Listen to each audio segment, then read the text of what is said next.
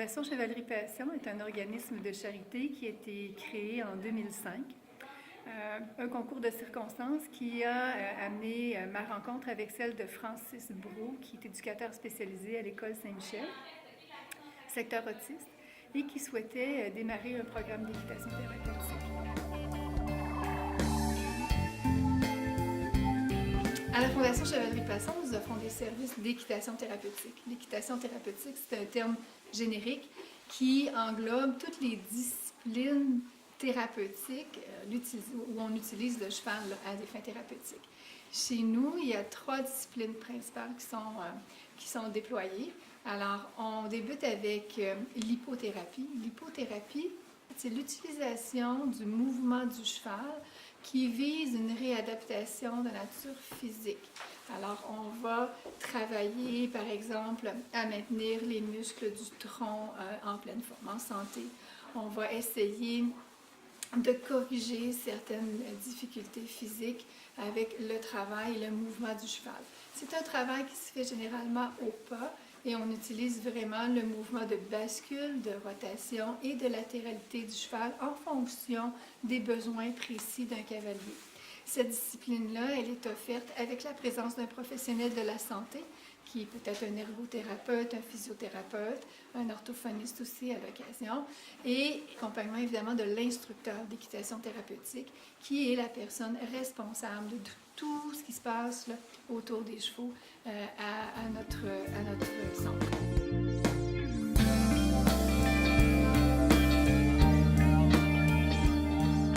La deuxième discipline, c'est un vocable qu'on utilise ici, nous, pour distinguer vraiment ce que l'on fait en termes d'apprentissage au niveau intellectuel et au niveau du syndrome de l'autisme, du TSA.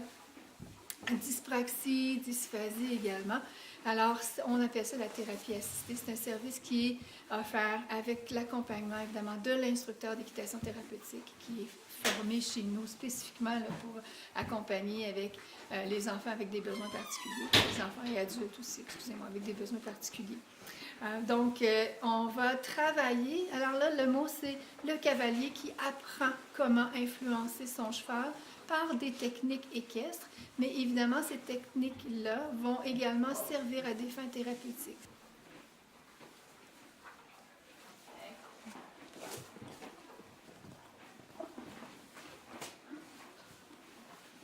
Tu sors ta tête?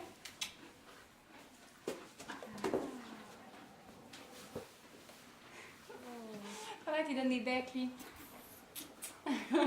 Pour un exemple de routine, quand mes cavaliers arrivent ici, d'abord, on discute ensemble de quel cheval on va monter, parce que c'est pas toujours le même. Des fois, ça arrive que je leur fais des surprises et qu'on change. Donc, on va parler du cheval qu'on va prendre, on va le préparer ensemble. Le plus possible, c'est le cavalier qui fait tout seul ces choses, donc le brossage, tout ce qui est pansage, préparer la selle, mettre la bride. Donc ça, c'est très, très motricité fine. Regarde, tu vas? C'est parti. Tourne à gauche, on n'est pas. Vers moi ici. C'est ça. Mes chevaux, ils sont vraiment tous différents. On en a quand même 12, donc on ne va pas les utiliser tous de la même manière, là, si je peux m'exprimer comme ça. Par exemple, j'ai un Sven puis un Peter Pan, que eux, c'est vraiment mes chevaux, plus pour de l'hypothérapie, je dirais, parce qu'avec eux, il n'y a vraiment pas de problème si on veut jouer avec des ballons, si on veut jouer avec toutes sortes d'épées, des jeux, pour aller chercher plus l'attention des cavaliers qui en ont besoin, qui sont encore beaucoup dans le jeu. Comme le chevalier. Allons les bras. Allons les bras comme un monsieur push-push. Ouais. Toilette, c'est comme un grand chouchou, là. Ouais, Toilette, il est très sensible. Toilette, il m'aide beaucoup pour les évaluations parce que il parle vraiment avec son corps. C'est un cheval qui est ultra sensible. Fait que ça me donne toujours une bonne idée du cavalier qu'il y a en haut. Puis, c'est sûr qu'il est vraiment bon pour commencer à aller au trot, commencer nos rênes d'ouverture, commencer l'autonomie plus. Quand je les laisse, mes cavaliers, aller tout seuls, mais souvent, je vais choisir Toilette, qui est bon là-dedans.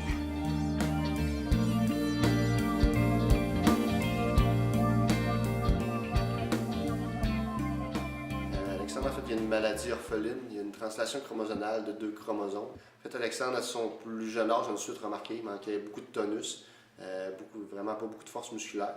En fait, on a fouillé sur Internet un peu, trouvé qu'est-ce qu'on pouvait travailler avec lui, puis on a trouvé justement l'hypothérapie. Quand on a commencé, il ne marchait pas, il ne parlait presque pas. Puis le déplacement, ça peut paraître banal, mais le déplacement physique, le déplacement dans l'univers 3D aide beaucoup au développement d'un enfant. Ce qui l'a vraiment aidé beaucoup ici, justement, pour toutes les connexions cognitives, quoi que ce soit. Puis vraiment, c'est vraiment au niveau du tonus, ça fait la différence. Dès qu'il a commencé ici, on a senti au niveau de son bassin qu'il a gagné beaucoup en musculation.